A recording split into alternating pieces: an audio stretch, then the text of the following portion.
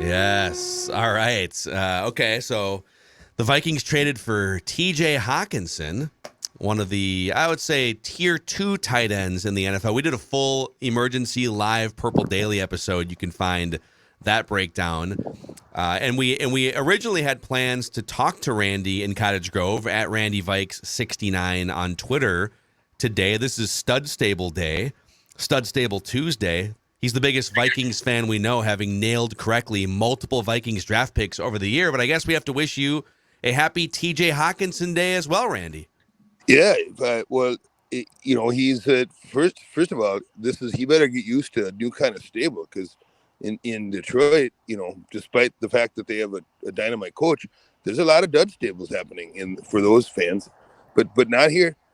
We have another one, stud one this week, and TJ, you get used to making some big catches. You might just appear. I mean, what are your favorite attributes about TJ Hockenson? What do you think he's going to bring to the roster here, bring to the offense? He's got a fluidity to the way he runs routes. He's got kind of a guy who's got those big hocks, as they say. Not no pun intended, but he's a thick guy. He's thick. He's strong. He's got some flow on top of his head too, which I know the ladies like. And he's the kind of guy who you called him a tier 2. You're not going to be saying that in a few weeks. This is really? the guy who he's been misused. Underutilized and misused. TJ, get ready because you're about to make a leap in your career just simply by being part of this KOC scheme. Whoa! So will there be shots done this afternoon to celebrate this trade? Some hocking shots. We could could do a couple hocking shots. What's in a hocking shot? No, but the free shots only happen during the game. Okay. So he's going to have to reach pay dirt, as they say. But we had another really good day with a lot of celebrating on Sunday. And if you don't mind, I got a lot of film to break down on TJ. So if we could do the stable, I got to get back to work because this is exciting. Yeah, let's fire it up here. This is the Vikings are 6-1, and this is Randy and Cottage Grove's Vikings stud stable. This is another stud stable. If you're scoring at home, that's 5 in a row. Stud stables. We're starting to get used to this. That's right. Starting to get used to it around here. And here's a guy who's starting to get used to being in these stables. We're going to start out with our stud this week, and that's Za'Darius Smith. Za'Darius, you have definitely proven to be not only maybe the best free agent defense acquisition in the league, but certainly the anchor of a defense that's opportunistic, as they say. And they start to play with a lead, and they're ball hawks. They're ball hawks. And Za'Darius, you cause havoc, and you keep leading to us to the free Jello shooters, and we thank you, Za'Darius Smith. You're a stud. Next up, guy on offense who a lot of times doesn't get his due, but this week he really did. Old number 19 really found a way to kind of catch a few, snag a few, and remind everyone that I'm still relevant. I'm still relevant. And now that we got Hockenson patrolling the middle, maybe old number 19 is gonna be flying wide open some and get used to being in this stable because this week, Adam Thielen, you're a super stud. And I like the super duper stud this week is a guy who, how can you not give him his due? The way he's chirping and yapping and putting people on notice. He said, hey, Arizona, you want to have an attitude? You want to trample me on my way out of town? I'm going to show you. And he did show him. And old number 7, he's still got a thing or two in the tank. And he is definitely the kind of guy who I think might even play another year or two. He's certainly going to go to Canton, as they say. And this week, Patrick Peterson, you are the super duper stud. And finally, I have a bonus stud. Oh, wow. And I like to call this what is a little bit of a preview stud. I'm going to call my shot for next week, but I want you to warm up and look in the mirror when you get on that plane, when you get here to Minnesota. TJ Hockenson, I want you to let it flow, let it fly, let your freak flag fly, as they say, because you are about to become a stud. And he's gone. And he's gone. Just gone. Just Gotta like go that. break down that film. He'll be going now. And I have a question. He posed an interesting thought that I'd like to dissect with you guys about TJ Hockenson here in a Randy second. did? Okay. Yeah. He may have been day drinking on a Tuesday, by the way. May have been. It sounded like he might have been like at a bar there. I thought I heard some clinking in the background, so not really sure. But before I pose the question, that Randy segment there, the stud stable presented by our friends at Chill Boys, the most comfortable underwear that we've ever slapped on. They also make hooded sweatshirts and very comfortable T-shirts. Bamboo fabric are the two words that you need to know. You can find them. It's a Minnesota-based company. You can find them online at chillboys.com. SKOR15. SKOR15 is the promo code to get 15% off your first purchase at chillboys.com, the official underwear of Mackie and Judd. I have had listeners and viewers come up to me consistently, and one of the things that they say is, I'm Chill Boys exclusive now. Like, I've never had anyone come up and be like, oh, you steered me wrong. Everybody's like, oh my God, I swear by these, including us. Are you Chill Boys exclusive? Let us know. I'm married to my Chill Boys. Chill Boys exclusive. Sorry, other brands. Yep. Taken. Uh-uh. So, TJ Hockenson has had a good career with Detroit. Not a great career, a good career. There's been some injuries here and there. Yeah. He was the former top tight end prospect in the draft not that long ago, 2019. He was the 8th overall pick. Mm-hmm. Is there a tier 1 tight end? He's 25 years old. He's only 25. Is there a tier 1 tight end waiting to be unlocked in there? Or has that ship sailed, do you think, with TJ Hockenson? I'll have to see him now exclusively here because I don't know. I've seen him have just in occasional random Detroit games and on Red Zone. I've seen him make impressive plays, and I love his size, and he does sort of fit that Kittle Iowa dynamic, right? But I don't think we'll know until we actually see him. And I guess the other question is just the second part, and Hockenson doesn't really control this one, is how much does the change of scenery and working in O'Connell's / the Rams offense change him too? So, like, I wouldn't dismiss your question and say, oh, no way, he's a tier 2 for sure. But, to get to the Kelsey Kittle place, it takes a bit more. So I think we'll have a much better idea after like a month of him having time to fit in here, work with Cousins, and probably just as importantly or more so, work in Kevin O'Connell's offense. Yeah. What about you, Declan? Do you think is there a tier 1 tight end in there somewhere? I mean, the tier 1 being obviously the George Kittles and Travis Kelce of the world. I don't think so, but I do think he's definitely firmly in that tier 2 group. In terms of him entering a next echelon, I think it'd probably have to take him just being unlocked in this KOC's offense, which I guess isn't off the table. But for me, I think he's firmly in the tier 2 group. And if there's something else to him, I mean, man, look out. Then the Vikings have a legitimate second, insanely complimentary piece to Justin Jefferson, who obviously already is the best wide receiver in the NFL too. Next gen stats, boys. I just saw this on Twitter. TJ Hockenson plus 117 trails only Christian McCaffrey plus 163 in yards after the catch over expected this season. The Vikings tight end group ranks 30th in yak over expected at minus 13 through the first 8 weeks. This is also an offense that it opens up yak possibilities, but you have to have the right players in place, right? Like Justin Jefferson can take advantage because he's Justin. And Cousins is actually brilliant at football placement on these crossing routes. Mm-hmm.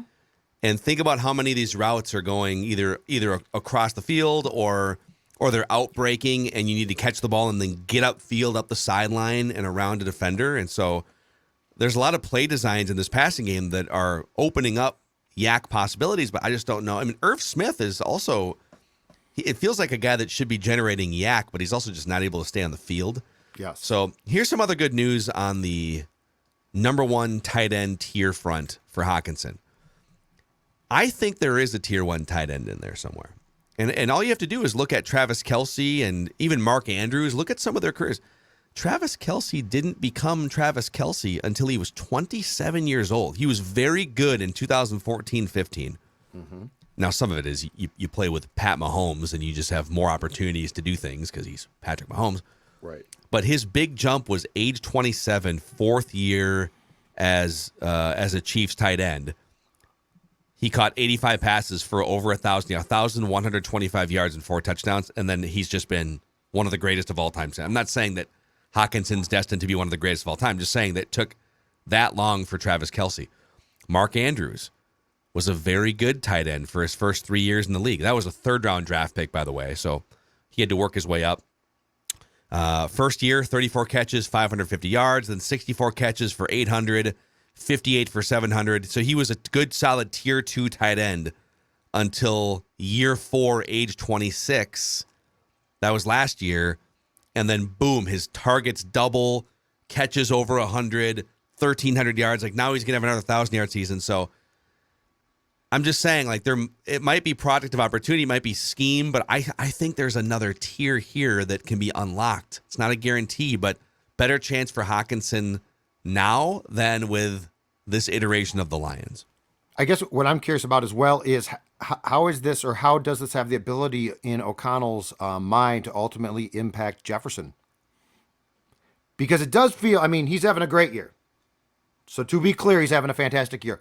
But it does feel like there should be more opportunities at times. And I wonder if this is going to, or can be schemed to impact him in a positive way as well. Because if you can just use potentially at times the threat of Hockenson, just the threat to open up other options, that's just as good. Because the threat of Irv Smith, I think, had become, again, something in our minds that we thought might be there. And it really wasn't. Yeah. Would you guys, here's just something that's being floated out there right now from Chris Maltby. He's a Bears blogger, I guess. He's getting this from, there's some rumors floating around NFL Twitter right now. According to Broncos sources, the asking price for Jerry Jeudy was a 2nd-round pick and a 5th-round pick. I don't know if that included some swaps so you'd get draft value back.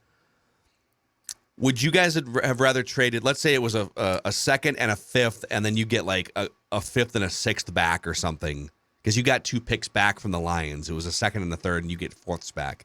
Yeah. Would you rather have done the similar asking price for Jerry Jeudy, or are you cool with TJ Hockenson? If I could have done the exact same deal for Jeudy or Claypool, I think I'd do that. Speaking of Claypool. Yep. Just got traded? Yep. What a great day. The NFL trade deadline, Dex. It's coming through for you. And this is going to impact the Vikings because Chase Claypool is headed to the Windy City. The Chicago Bears have acquired Chase Claypool. Yeah. Oh, my God. They actually made a move that might help him for what's Ryan Poles doing? Amazing. Well, they'll probably extend him, right? He's got a year left. So they'll probably. Interesting. And what's the price tag? Do you have it? Has not come across the line yet.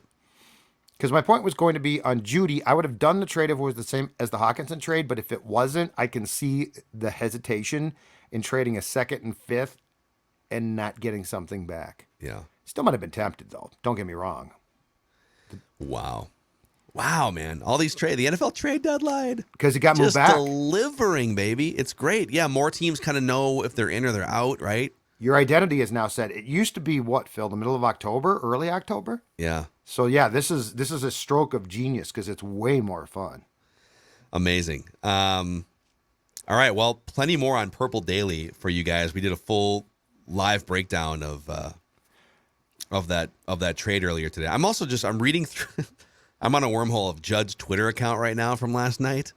Yeah. Where you were live tweeting your Halloween trick-or-treaters coming up. Yeah, because my mind changed. Bowl of candy is gone. Kids in the neighborhood were well-behaved. All in all, a good experience. Especially enjoyed when kids didn't go with the cliche trick-or-treat and just stood there with the bag open. A quiet thank you is fine. Otherwise, no communication needed. Yep. We're so weird. Yep. Well, Dawn wanted, so she got like the first 3 groups of kids.